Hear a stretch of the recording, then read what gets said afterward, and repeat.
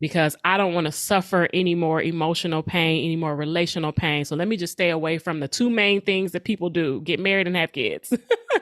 So I had decided on a life of just being alone. Now, I would have friends and I would, encounter people, but I had decided that I didn't want that. And with those decisions, now that I look back, I set myself up to be confined in a prison of my own making.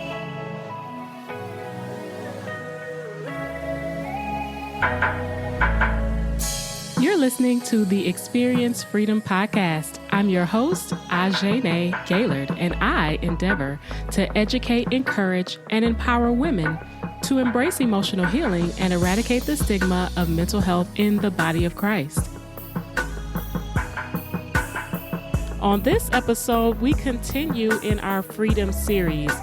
Today, you get to hear a little more about my origin story, some of the experiences that I had, the mistakes that I made, the perspectives that I've had to change, and where I am today. So stay tuned. I think I want to start with just sharing a little bit of my own story.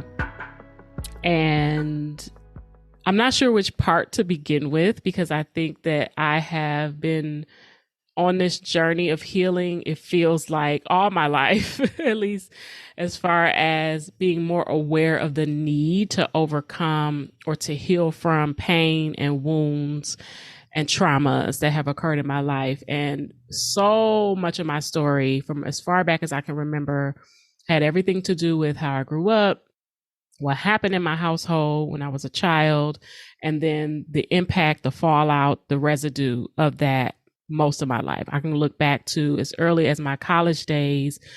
I hit the college campus when I was 17 years old and wanting with everything in my being to escape my home life. Now that I'm older and I have gone through many different phases of healing emotionally and physically, I look back from a different lens. And so I'll talk about that on another show. But just pulling up and remembering all the ways that I looked at and focused on the pain, focused on the wounds, focused on the hurt. Not to say that it wasn't important at the time, not to say that I should diminish any of my story at all, but I'm in a different place now. But when I remember looking back from places where I was still very, very broken and very much aware of the wounds, I could not find any redemptive nature in what I was experiencing. It was very, very difficult for me to appreciate the people in my life, my parents. And even though my father was not in the home once I reached a certain age, he left, my parents divorced. He was no longer actively raising me. The imprint of him having been there for the period of time that he was, I think it was about to my age 7 for me, around that age. I'm not quite sure, but I think around age 7 or 8 is when he left. And I recall the imprint of that wound of rejection that I felt, that wound of abandonment that I felt, was what was so prevalent and in my face most of my days, most of my experiences. I recall, because there was some physical abuse that I incurred at his hands prior to that, those are some of the more lasting and vivid memories that I have of him. I have others, which the older I get and the more I heal, I look back and can't remember some very pleasant things. One of those things is a dish that he used to make, because I'm a foodie. My first word was eat. I love to eat. I love food. And so most of my childhood memories that are positive are around food. So one of those memories is this dish that he used to make that had ground beef and potatoes and cheese, which is one of my favorite food items of all time, is cheese. And I remember being really, really small because he was super tall in my eyes. I think he's about six something in height. And so, of course, being a 2 or 3 or 4 or 5-year-old, he seemed like a giant to me. And I remember him standing at the stove with a cast iron skillet, cooking up the ground beef, putting the potatoes in, covering it with the cheese. And it was one of the favorite things I can remember about him, the image that I have of him, and a dish that I really enjoy eating.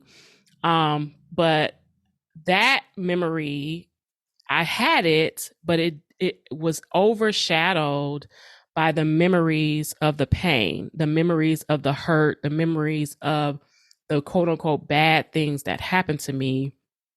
Those things shine brighter than any of the other memories and experiences that I had. And I spent most of my life rehearsing those or reminiscing on those or recalling those or trying to overcome the pain of those. And that's not freedom. That's not being free. That's not being without. I was bound and constrained and imprisoned by those thoughts and memories. And they were real. My emotional life took an impact because I did not have joy. I had joyful moments, getting married, having my children, getting my first job, making my first big paycheck, buying a car. Like I had joyful moments, but I don't recall ever being in a state of having joy. I don't recall lasting happiness, lasting joy, lasting peace. I recall, and this is before we knew or had terminology in the way that we do today, anxiety, fear, being overwhelmed by thoughts of worry and what ifs. That's a very simplistic definition of anxiety, but that's really what it is being consumed by all the what ifs. What if this could happen, or the worries and cares of what could occur. So a lot of what I spent my energy on emotionally, mentally, even though I was achieving things to try to escape my circumstances, when I hit the college campus, it was all about trying to get rid of my past, move on, run away in a way that would allow for me to create my own future. And I wanted all the control. I didn't want to trust anyone else. I didn't want to have to depend on anyone else. And I used academic achievement as a way to escape what I felt was, a very challenging childhood. And again, I share this from that was the place of brokenness that I was coming from. And it wasn't all bad. Yes, I had some not so great moments. Yes, I was a product of divorce. I was a product of a single parent household. I was a product of welfare and poverty. I was a product of domestic violence. My father, although we did not encounter him during this time, was an addict, and he was on the street, and he had his own story about what it was for him to endure addiction. I was a product of a family history of sexual molestation and abuse of all types. So yes, this was a part of my history and a part of my story and a part of my family of origin. But at the same time, there were all these other blessings and benefits that I received by being a part of my family. One of those is to be introduced to Christ. My grandmother, my grandfather, my mother, my aunts, they had a relationship with the Lord. They took us to church. They introduced us to this concept. And I, through that exposure, was able to receive Christ and have a foundation all of my life in a faith-based way. And so as much as I understand that a lot of my story was framed around the trauma and the pain and the wounds and the abuse, there's so much more to my story than that. And so at the time, I acted out based on the pain and the realities of what I was enduring, and that was my way of fixing it, stopping it, ending it, was to get out of there, leave Detroit, go as far away as I could, and it just never return. And that was my thought, is that that's what I would do. I would go away to school, and although initially when I first got away at school, I didn't think I would never come back to Detroit. It wasn't until a few years later that I made that decision. And I decided I'll never come back to Detroit. I don't ever want to go back home. It was so bad that I traveled with our concert choir. That was one of the organizations I was a part of. I love to sing. And so I got a music scholarship along with my academic scholarship. And we would come and we would travel all over the US and go to different places. And Detroit was one of our stops. We would always come to the towns where, or the cities where we had alumni, and the alumni would host us. And so we had a large alumni association here in Detroit. As a matter of fact, one of the women who was a part of it went to my home church that I grew up at. So very familiar with that, and love to return. When we would come to any host city, the students who lived in that city would host the choir members.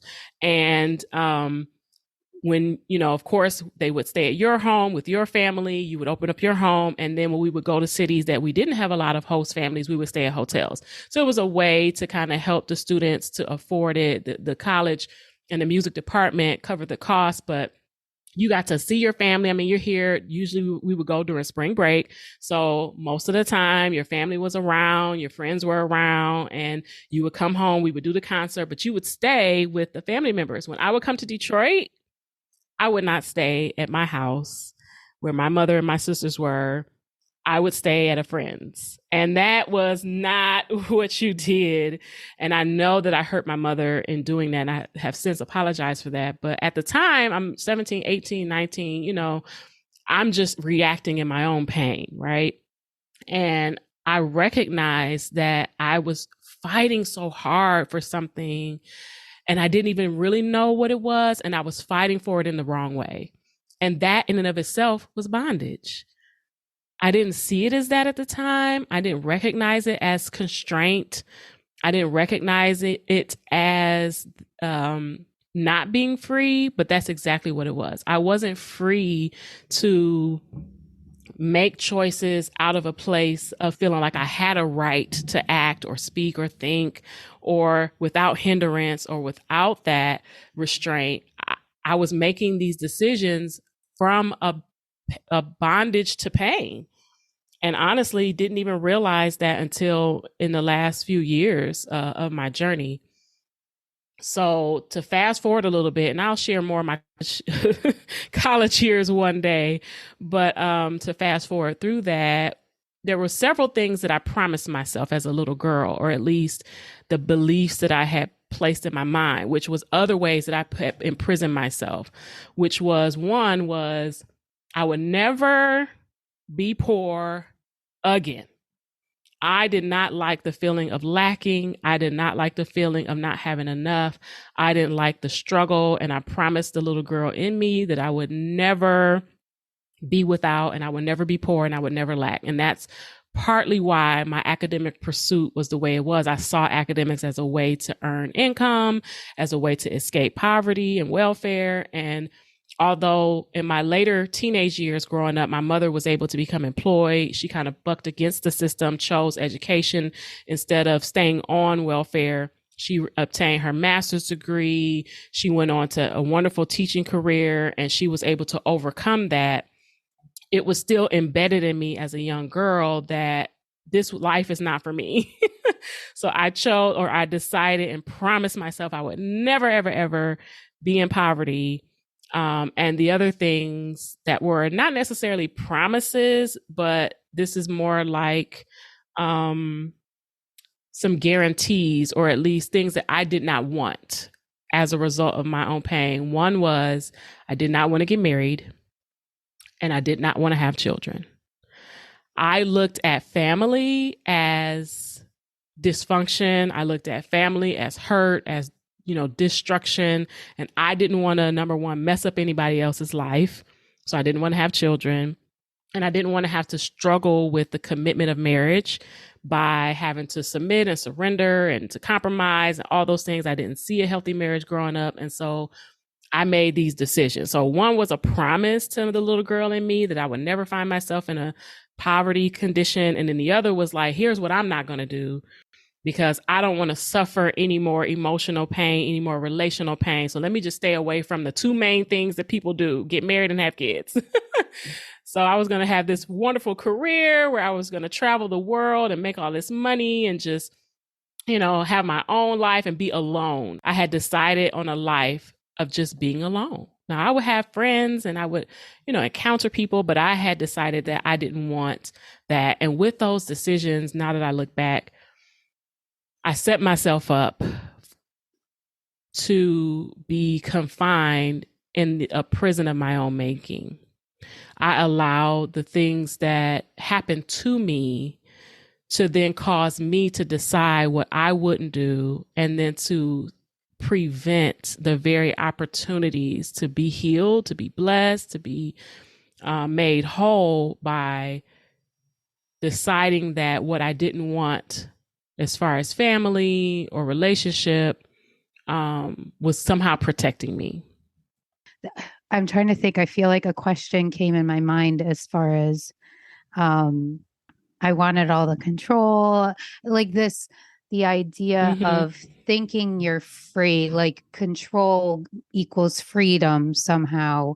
That, Mm-hmm. um, yeah, if I make the right decisions, then I'll have the kind of life that I want, not realizing that wasn't even the life you wanted, or that that was just a protection mechanism, you know, Mm-hmm. again, protecting from the pain and such.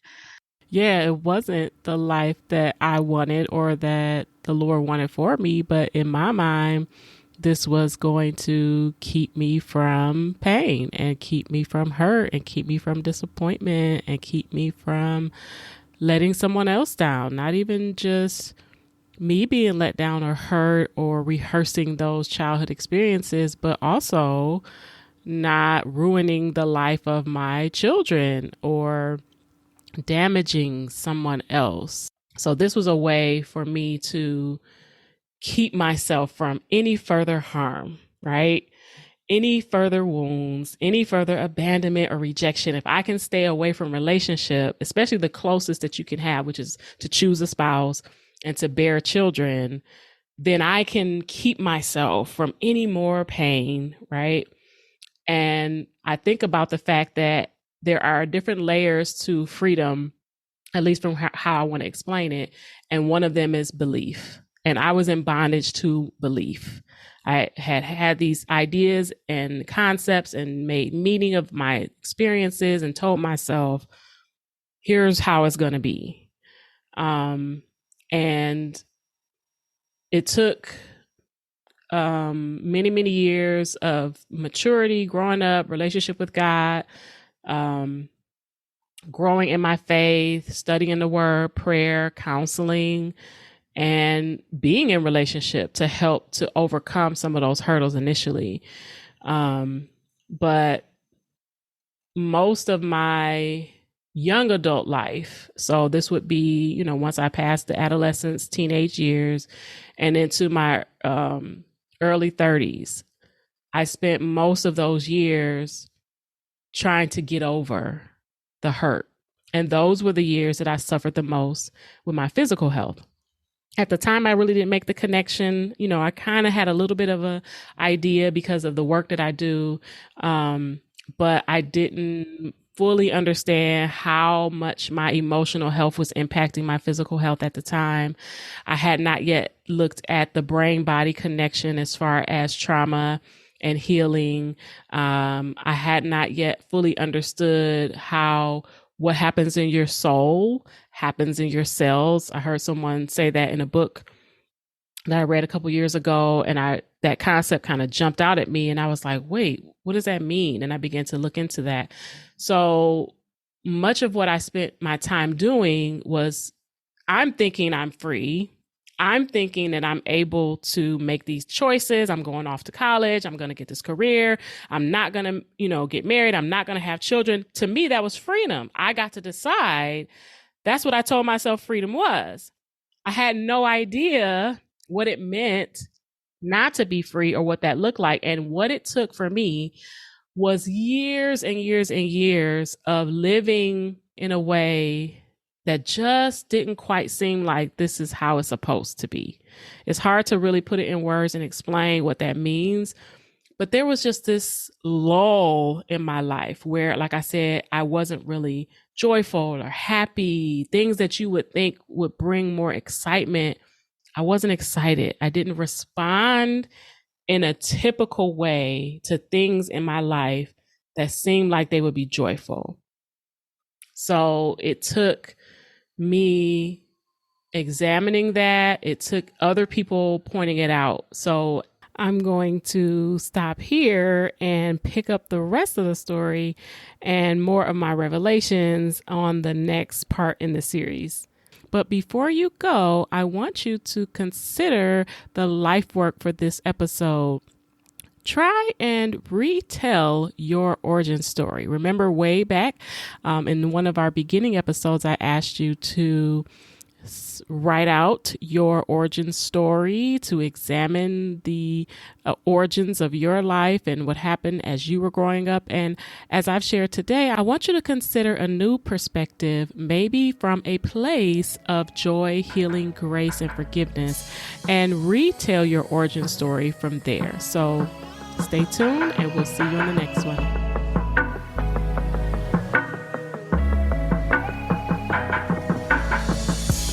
That's it for this episode. If you have been enjoying listening, please consider sharing and subscribing to the podcast. And until next time, remember, you have been set free to live free, so choose freedom.